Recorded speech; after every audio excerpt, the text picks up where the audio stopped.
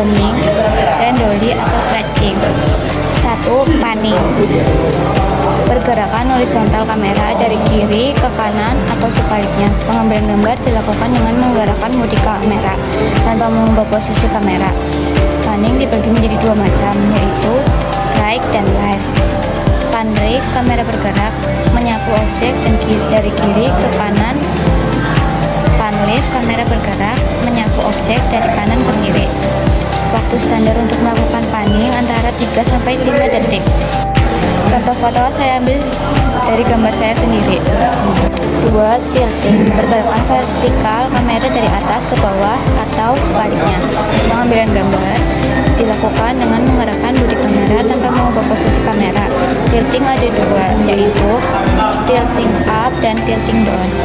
Tilting up, kamera bergerak menyapu objek dari bawah ke atas. Tilting down, kamera bergerak menyapu gambar dari atas ke bawah. Pergerakan ini menampilkan sosok secara perlahan-lahan sehingga menimbulkan rasa penasaran. 3. Zooming. Gerakan lensa kamera dalam merekam objek, di mana posisi kamera dalam keadaan statis atau diam. Cukup dengan menekan tombol zoom pada kamera atau dengan memutar ring lensa secara manual.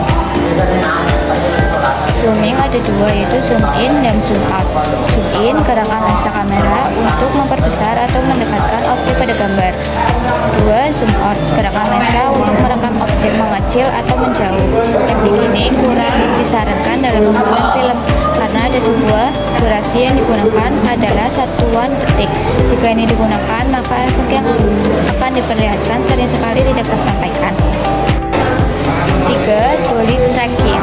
Pergerakan kamera akibat berubah posisi kamera secara horizontal.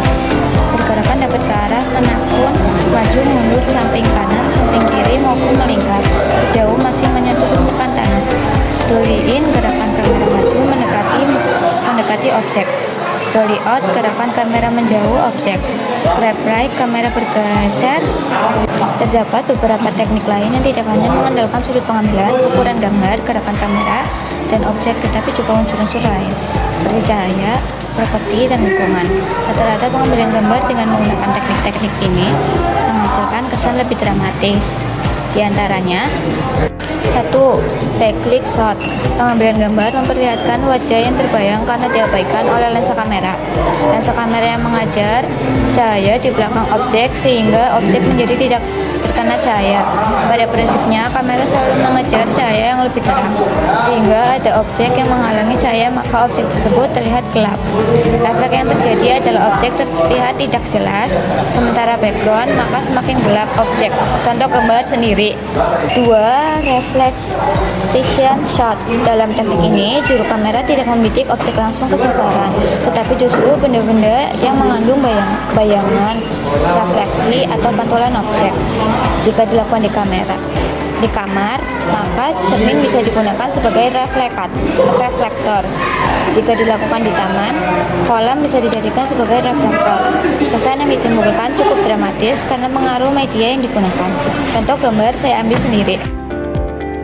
3. Door frame shot. Dalam teknik ini, pengambilan gambar dilakukan dengan membuka sebuah pintu yang sedikit demi sedikit kemudian melihat ke dalamnya, seolah juru kamera mengintip tapi melalui pintu yang sedikit terbuka. Teknik ini memberikan kesan menegangkan. Misalnya dalam film horor, penonton dibuat penasaran dengan peristiwa yang ada di balik pintu. Artificial framing shot. Dalam teknik ini, juru kamera mendapatkan benda-benda di dalam kamera sehingga efek yang muncul adalah keindahan karena kamera tidak langsung membidik objek, tetapi terhalangi oleh benda yang menjadi foreground.